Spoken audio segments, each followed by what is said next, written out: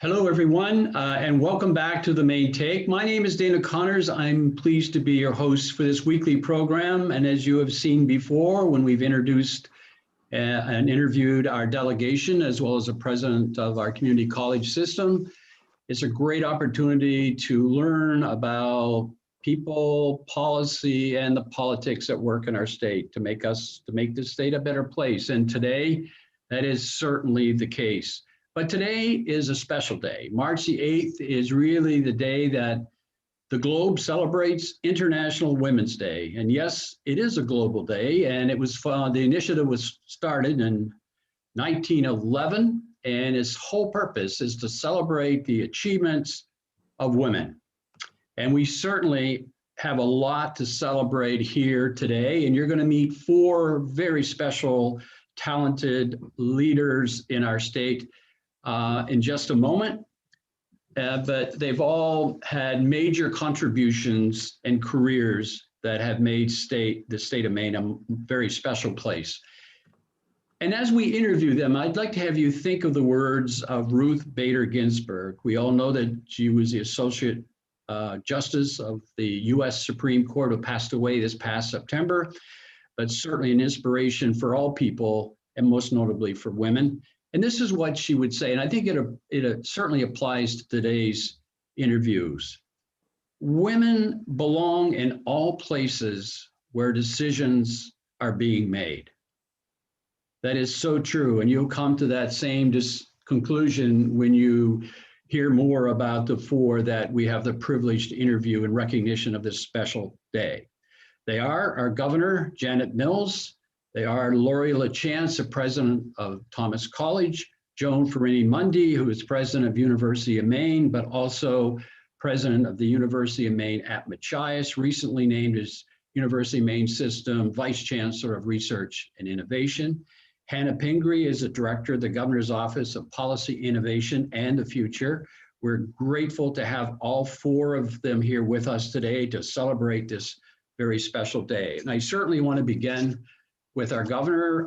She has limited time, and I can't thank her enough for giving us the next several minutes.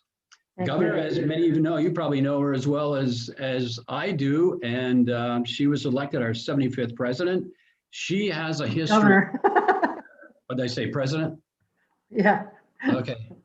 Maybe there's something in those We're words. only on 46, so. Yeah. As actually, she has experienced in her career the first of many things. She was the first district attorney woman in New England. She in the legislature of 2002, because of what she was seeing around issues like domestic violence, helped to create what we now know as Women's Lobby, Maine Women's Lobby. As Attorney General, she was the first and only governor. And I remember her words at the inauguration, which she said, the time is for change, and that we need bold ideas, courageous, independent-minded leadership. And the four people that you are about to meet and hear from possess all of those qualities. She was also the first governor in the state of Maine and the one that received most votes in the history of the state. So, Governor, thank you very much. First question is, I'm sure I've missed some things that would describe your journey. And clearly, the theme for this year's International Women's Day is choose to challenge. Were there things along your journey that I may have left out that were significant in terms of the challenge that you had to undertake or meet along the way?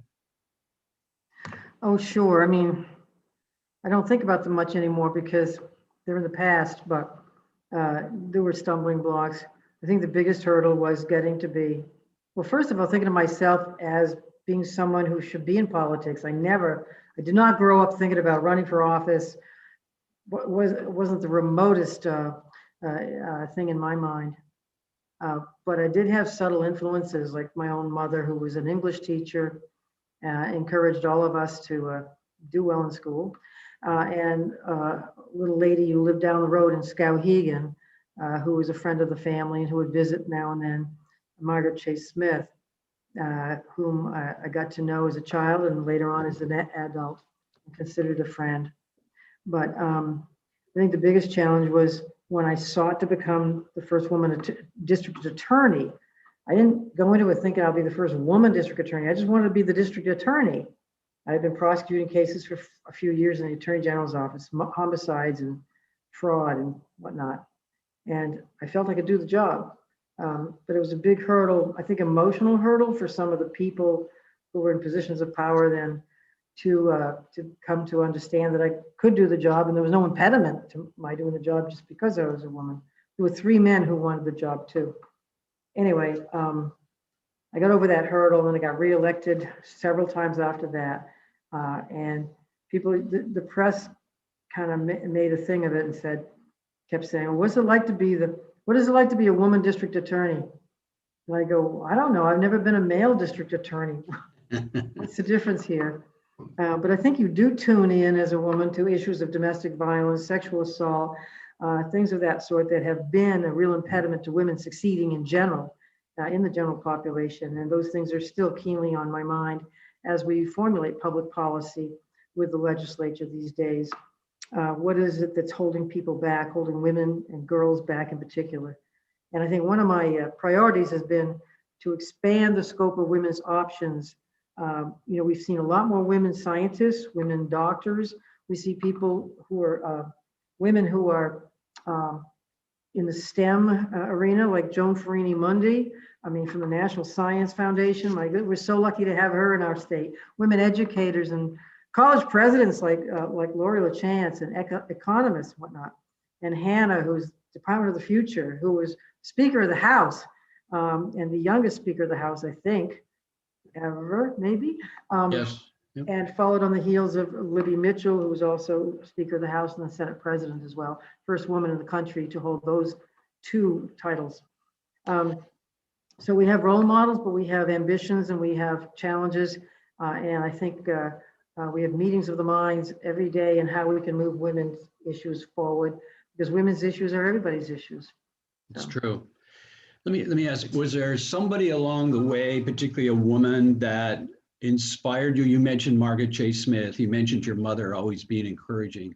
Was there a mentor or somebody that really gave you that encouragement to reach for the many successful positions that you've had along the way? Not one in particular. I had a group of friends who, when I said I kind of like to go for this, they'd say, we're with you. That's really important for anybody running for office, to have a group of moral and physical supporters. My husband was a big supporter, but my mother was a big supporter. And I have to say, Margaret J Smith gave me a lot of encouragement. She didn't pick up the phone and call me and say, hey, Janet, why don't you become district attorney? But I would stop by and have lunch with her, and she'd tell me stories of what she went through, which were so much worse than anything I've been through ever. And, in her day, she was labeled a communist. Not only did she speak up against Joe McCarthy, but the headline in the New York Times was Margaret J Smith is a communist. Well, it was about the dirtiest thing you could say about somebody back in those days, in the early 50s.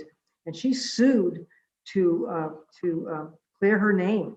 It took, I think, about 3 years. That's tough stuff. That is tough stuff. One tough lady. Yeah. So I can't say she called and said, you should run for something rather, but she inspired me in the sense that she overcame all those strange and difficult times. Yeah, most certainly. Let me ask you this. I read a report the other day that indicated that Maine was one of the best states for women based upon, I think it was job security, median wage, the COVID weighed into that, plus public health. And we were number 2. Why do you think that, in your opinion, what has accounted for so many incredibly special, strong, successful women having the success that we've had? Is there something that you can account for that, or is there something that you think contributes more than something else? Must be in the water, Dana. I don't know. Must be in the water, but I think we've got women role models like Shelley Pingree and Olympia Snow and other women who've held national office, congressional office and whatnot. So it wasn't like we were all breaking new ground. We've all broken ground, but not all new ground. And There are a lot of people, a lot of women coming into office with us. Look, my cabinet right now, 15-member cabinet, 9 of them are women. And I'd say every day I get on the phone with Hannah, with Jean Lambrew, with Heather Johnson, Pendra Macon, Judy Camuso, and we just brainstorm. And I'm going, isn't this great? These women are something else. I don't know where they came from, but I'm so glad to have them, because Maine is the luckiest state in the country right now to have such an incredible group of women and men, both in the cabinet, who've directed us and led us through this pandemic. I attribute so much of our success in that area to them. Governor, I know that you have to leave, but on this note, let me say on behalf of all of us that none of us, including yourself, ever anticipated what was going to happen in 2020. And we commend you for your leadership, for what we have been able to accomplish during this time. I know that there were some inequities. We know how the hospitality industry suffered during that time. You were not insensitive to it.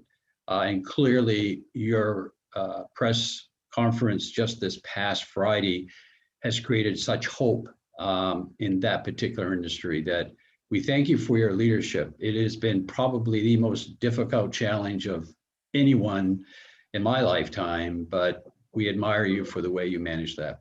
Thank you. I've had a lot of good help, a lot of good counsel, a lot of advisors. Let me just end by quoting again our friend Senator Smith, when she said her creed, as you know, her creed was that public service must be more than doing a job efficiently and honestly. Must be a complete dedication to the people, and an understanding that constructive criticism is not only to be expected, but sought. That smears are not only to be expected, but fought. That honor is to be earned, but not bought. I know you know that, you've heard it 1,000 times. I'd just like to repeat it because it's such wise counsel. Wise Thank words. you for having me. Thank you for being a part of this day. We appreciate it. I'll Take turn care, things over Governor. to the real smart ones in the group there. Hannah, Joan, and Lori. Good to see you all. Thank you, Governor. Lori LaChance is our next very special guest, and she too has a lot of first accomplishment. She currently is the first woman alumni to lead. She's actually the 5th president, but the first woman alumni to hold the position of president of Thomas College in its 125-year history. That in itself says a lot. But those of us who know Lori, there is more to it, as much as important as that is. She was MDF president and CEO, and we had the privilege at the chamber of working with her on a number of projects. As state economist, she served 3 different governors, and in 2014 was selected for the Maine Women Hall of Fame. And I think we've all recognized her value in the strategic plan as well as the Economic Recovery Committee. Besides that, as all guests are today, they are very special women and very wonderful to know on a personal level as well. So Heather, I called the governor president and I've called you Heather. So Lori, let's get started. Let's start where actually I did with the governor.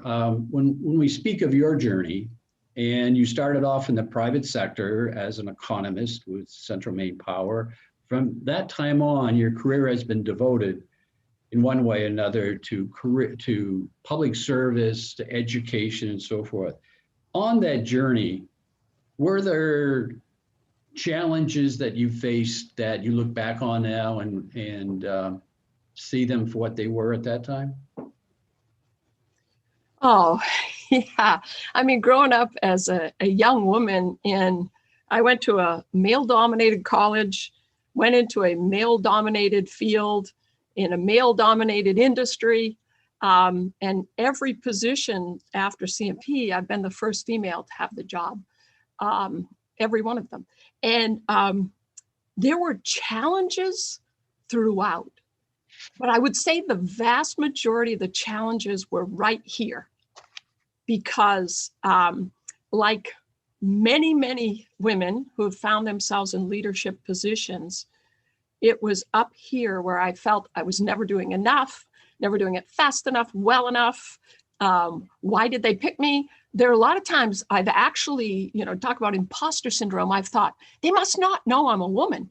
How did I get this job? So, but when it came down to it, the greatest challenges were in my own mind, in my need to please and to serve and to do more. And I think because of that, and like many other women, I created some health challenges for myself just by the way I processed or failed to process the stress of each of these positions. So let me ask you the same question. Why do you think, Maine has such an incredible number of women in strong, significant positions, talented, accomplished. Is that because of the drive, the ambition, the will to do, or is there something else? Why do you think that's the case? And I repeat, that study that I saw indicated that Maine was one of the best places to work for women, and they cited why, but I found that to be actually very positive. But the question is there a reason? Is there a commonality?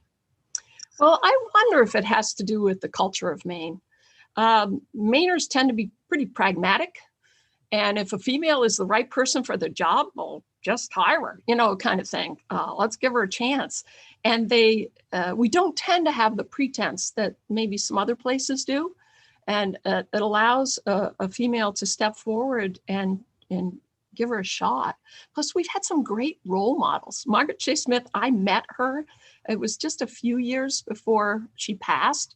And I was a young economist, had no idea really who she was, and met her and talked to her and was blown away when I actually learned the impact she had. And if a little tiny woman from Skowhegan, Maine can do that, then it makes everything possible for the rest of us. So you mentioned her, and it sounded like not only was she was somebody of tremendous influence. Was there any other person, a woman in particular, that had that same influence on you that inspired you to do all the great things you've done? Well, I think my mother was probably the first, obviously, and my sisters, they had a huge influence. I was the youngest. Talk about getting called the wrong name. I don't think I ever got called the right name in the family. We went through the tree. I even got called the cat before, cat's name. But yeah, my mom was a leader, but she had never had a title that called her a leader or would suggest she was a leader. She was a nurse. Her favorite job was when she became a school nurse, but she did every kind of nursing, starting from a cadet nurse in World War II. And it wasn't until she passed and we were getting ready to eulogize her that I realized she had had state level leadership roles. She was the state school nurse of the year one year. She was the head of the State Nurses Association for a year. She was the head of the Honor Society for educators. But she was just my mother. So I never once realized that she was a leader, but her tenacity and her ability, her calm, her ability to overcome every obstacle sent her way just inspired me that, again, all things are possible. Oh, that's great. Know that you two have to leave. Is there any advice you would give to women who are hoping to follow in the footsteps of many of you who have been so successful? What would that advice be? Yeah, I've thought a lot about this.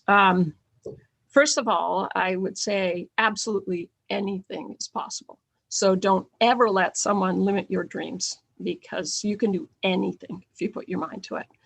The second thing is, if you're going to do that, you've got to take care of yourself and you've got to know what's important in your life. And if it's family, like for me with my children, I wanted to volunteer in their schools, and I didn't let any title or any job limit my ability to do those things that I felt were critically important. And you have to take care of yourself. And the third thing I'd recommend is get yourself a tribe who supports you, a group of friends. When I was going through an extremely difficult time, running a small nonprofit, I would say, is far harder than running a college, because it's you. The survival depends on you. And I surrounded myself with a group of female leaders. And what saved me then and sustains me today is we went out into the woods and we hiked in the Maine woods, and you realize everybody faces those same challenges that you do, and you're not alone. So Yeah. get yourself a group who will be there for you. And it makes life a lot more fun as well. Well, thank you, Lori, so very much. I know you have to leave as well, and we want to thank you for your many achievements as well as your countless contributions to our state and the people within it. So thank you very much. Thank you. Take care. Our next guest today, I'm very pleased, who most people would think of as being new to our state, and indeed, she came to us in 2018. But I know of no one who has captured the hearts and the minds of people quite like Joan Ferrini-Mundy. As I mentioned earlier, she is the president of the University of Maine and the president of the University of Maine at Machias, not to mention recently being appointed as an associate chancellor for innovation and research. But she has spent her career in education, a focus on STEM, a focus on research. She came to us from the National Science Foundation, where she served as the chief operating officer. And I say this with all the sincerity in the world, and to a degree repeat myself, that anyone and everyone who's had the opportunity to engage with Joan would tell you the same. They are so pleased that she is with us in the state. She brings so much in terms of our future and what it has to offer. Joan, thank you so much for being with us. It may seem like 2 years to most people, but I'm sure to you it's much longer. And frankly, with all you've achieved in 2 years, we are very, very grateful. So welcome. I know that you're in a parking lot, and we appreciate you taking the time in that particular moment to be with us today. And thanks for that as well. Thank you, Dana. It's just terrific to be here. Well, thanks. Let me start the same way. I mean, people don't know of your journey, and I didn't do it justice because of you've had such a distinguished career. And with the same question in mind, like the theme this year is choose to challenge. What has your journey been like? I mean, you've hit some of the highest positions in education as well as science. Tell us about that. Well, thank you. And first, I need to say it's just an honor to be here with such distinguished women. Really appreciate the invitation. And it's been 2.5 years, but it feels much both longer and shorter. It feels longer in that I do feel so at home in Maine. I feel that I've been welcomed. I have been able to find groups of incredibly strong colleagues, many of them incredible women. And so I'm appreciating being here very much. As for my journey, I was trying to think about it and prep as the governor spoke and as President LaChance spoke. I think a lot of it has had to do with my own expectations for myself and always holding those to a kind of high level, despite what I think Lori LaChance was speaking about, the kind of internal self-talk that can convince you maybe you aren't really ready for this next challenge, this next thing. I set out to be a mathematics teacher, and so was in courses at the University of New Hampshire with a lot of men in those years, but also many women who were also intent on becoming teachers, and always felt that there were ways to combine my interests in mathematics and a very, very male-dominated field with caring about making a difference for people. And that kind of kept me going all through those years. Teachers were always a very strong influence on me, and I have sought to try to do the same for my own students over time. But if I had to say what the challenge was, I think it was having enough confidence to meet my own expectations for myself, knowing that, taking the calculus course instead of taking the calculus course in high school on top of the pre-calculus course at the same time.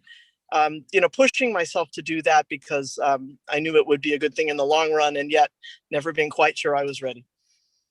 Well, let me ask you a question. I know you said 2.5 years, and I mentioned that at the outset. So in your experience here in Maine, or even with your past, have noticed, like yourself, women who have achieved great things, what do you, what contributes to that more than anything else, in your opinion?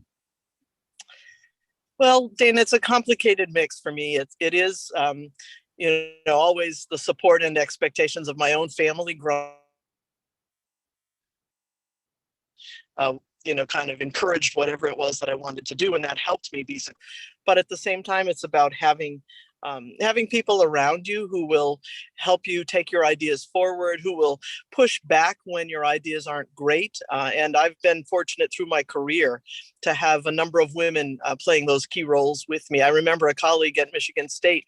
I was new there and I was in an administrative position, and I was, sending out emails, and she said, "Joan, stop starting every single email with, I am sorry about whatever, that I was late, that I began to learn that there were some tips I could use. And that came of having really trusted colleagues and friends, largely women in many cases, who would help me. I think who believed in me, who felt that I could make a difference and would help me move forward.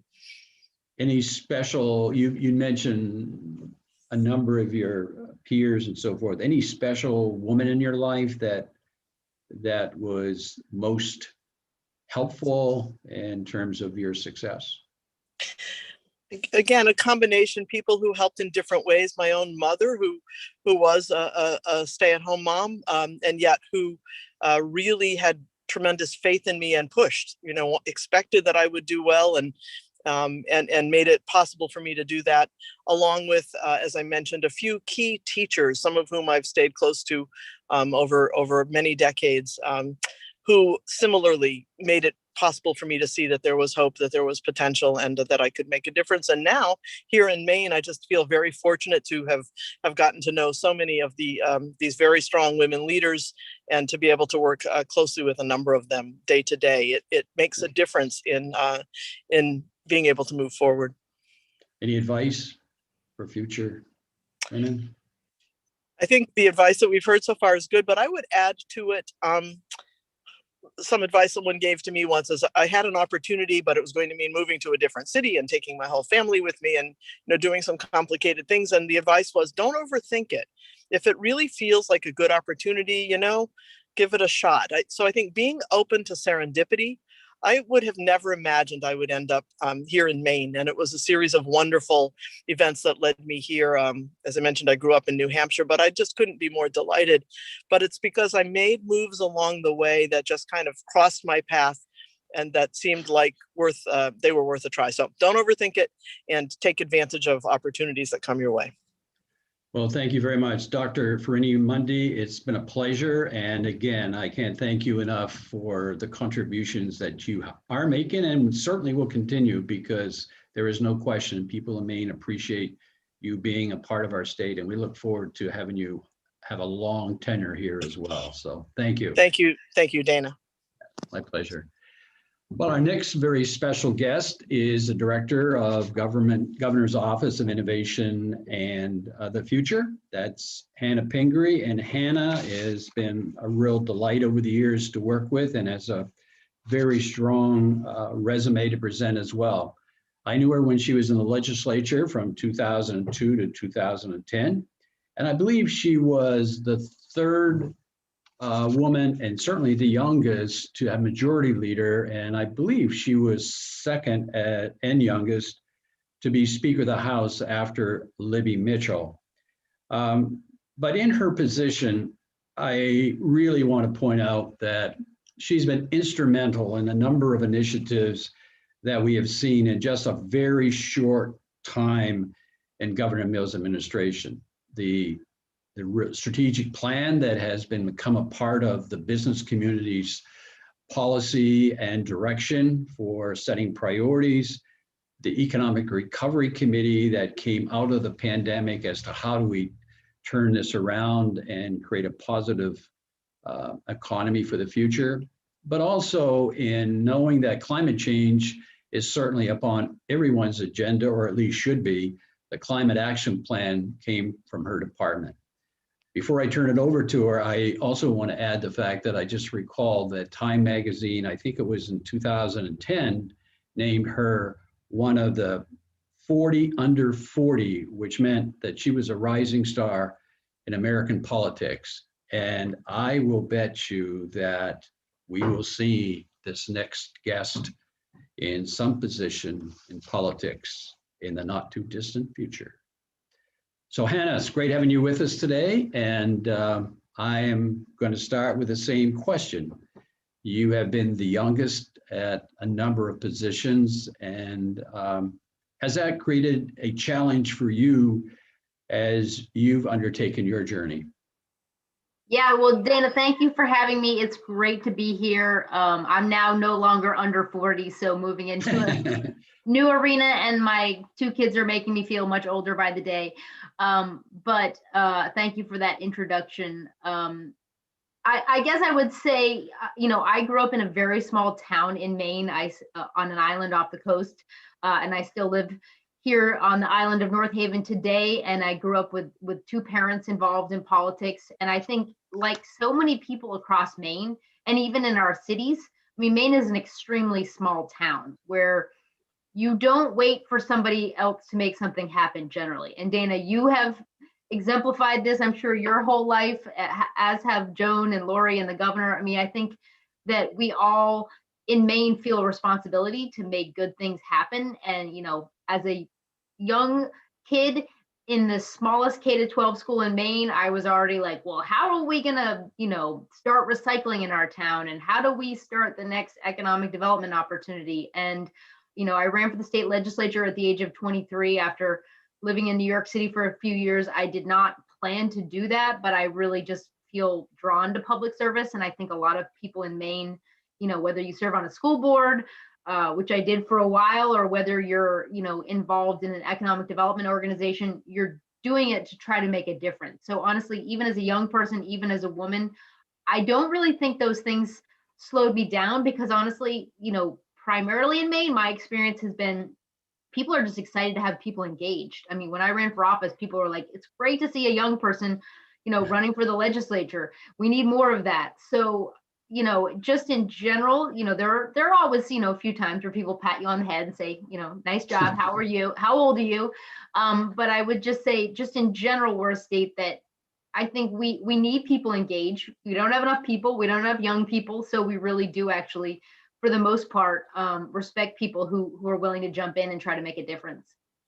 Yeah, and let me follow up with that in this way. Again, I've posed this to at least two of the other three, and that is, we have been, when you think about it and you take count of it, it's not surprising when you see this report that says Maine is one of the best states for women to work based upon security, medium wage, that type of thing. That's wonderful. But what do you think? And today, 4 women kind of exemplify both by what they've accomplished, their attitude, and a number of other ways to evaluate. What do you think accounts for that? It's a really good question. I don't know if it's sort of the independence of our state. We've always had a lot of strong women who are community leaders, who are well respected, who have, been involved in even natural resource parts of our economy, women who help run the farm with their husbands. I don't really know what about it is in the Maine DNA that has led to, the states with a lot of women leaders are, I know Oregon and Washington State, Minnesota, and something about our cold climates, our small towns have just sort of allowed women's leadership to thrive. And it would be a great, some kind of scientific study to figure out what led to it. But I think people have respect for women generally. I mean, again, nothing is universal, but I think people in general have seen women in positions of power. They've seen them make a difference. People, certainly have respect for women leading in their communities. And that has just sort of filtered up now to the top level with our governors. And I think it's a great sign. It's a great sign for women in the workforce, women interested in politics. And so, obviously we need men and women both, pulling hard to deal with all the challenges that Maine has. Well, I asked that question because it's very special, the fact that we do. And I'm grateful that that is the case. And I'm grateful that we do stand out, at least according to that study. That doesn't mean that everything is perfect or equality is universal. But when you take stock of the women that are in positions of influence and power and success, boy, it's good to see that. I think I know the answer to this, but I'm going to ask anyway. Have there been women in your life that's inspired you to take on some of these challenges? Was it in your DNA, maybe? I have no idea what you're talking about, Dana. I just came up with it all on my own. No, I mean, obviously, I grew up with both of my parents involved in, they were EMTs and school board members. And then my mom ran for the state legislature when I was 14 years old, and I knocked on doors and sort of watched her, accomplish a lot for our community, but also for our state. So clearly my mom had a big impact on me. But I would just say, again, I think a lot of, I got to see her interacting with people like Libby Mitchell and lots of other men and women in the Maine legislature. So certainly, I was a pretty strong-willed 14-year-old, and I feel I was having an impact on her as well. I was, really prodded my mom, you should run for office, and I worked hard on her campaign. So we've been good sort of supporters of each other during both of our political careers. And certainly having a mom, she was a small business owner before she was in politics. And, I would get off the school bus at her office and, even started my own little company to try to be like her. So obviously I've been trying to emulate my mom for a long time. And I now have a very strong-willed, almost 10-year-old who's speaking before the school board tonight on a policy issue. So we seem to be creating them in our family. Well, that's great. That's paying it forward, as they say. So last question for you is any advice you would give to other women that seek to do what the four of you have been able to do? I guess I would say, sort of even back to the first question you asked, I think that there are so many important challenges that Maine faces. And it certainly is, I think for men and women and young people, I think the biggest thing is that Maine is small and there are a lot of opportunities to get involved, and that people shouldn't be intimidated, and that, we really need you. I mean, we need people in the workforce. We need people starting companies. We need people serving on nonprofit boards and in elected positions. And I guess I would just say we're small, but we have a lot of challenges, but we have a lot of bright things on the horizon. So whatever issue it is that people are interested in, I just would say that now is the time to really get engaged. I think Maine has such a bright future, but it will really take all of us sort of pulling together in a positive direction. I think we live in a time where it's pretty easy to feel frustrated by national politics, frustrated by, the disagreements that we're seeing happening at all kinds of levels. And yet there's so much opportunity for our state. Again, workforce issues, how do you get high-speed internet access to your town? How do we, pay attention to our schools, expand childcare? There's just a lot happening, and I know a lot of people care about these issues. So I would just encourage people to get involved. I think there is no more important time, and I really think Maine is heading in an exciting direction. Again, Dana, your leadership has certainly helped with that. So I would say at any level, consider getting involved.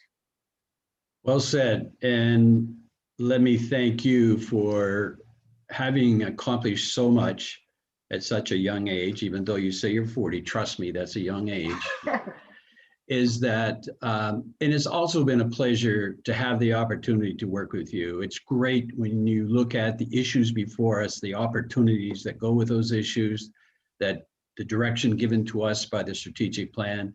There's a lot of good things that can happen, and you said it well when you said we need to do it together. I look forward to doing it together with you. So thank you so much for being with us. Great. Thanks, Dana. Thanks for having us. Yeah. Well, you can see why I have taken more time than I normally do, because those guests are worth spending as much time with as we can possibly have of their time. And when I think back on today's program, the words that come to mind as part of a takeaway for today's program would be, we are fortunate that we have strong, successful, and inspirational women like you just witnessed with the four with us today. And may I add, we are extremely grateful as individuals, as men, as a state, to be able to say so. Once again, Ruth Bader Ginsburg probably, in these words, said it well also for women. Speak out and fight for the things you care about. but do it in a way that leads others to join you. So today, as we wrap up the show, I think it is appropriate. I'm glad we had this program. I'm glad that March 8th is the International Women's Day, and the Choose to Challenge is an appropriate one. It's great to have the opportunity to recognize the accomplishments of women in our state, both past and present. And it's also gives us the opportunity to appreciate the significant role of women in our state's success. So I thank you. That is our takeaway. And as always, take care of yourself and take care of others. We'll see you right back here next week, Monday at the same time. Take care.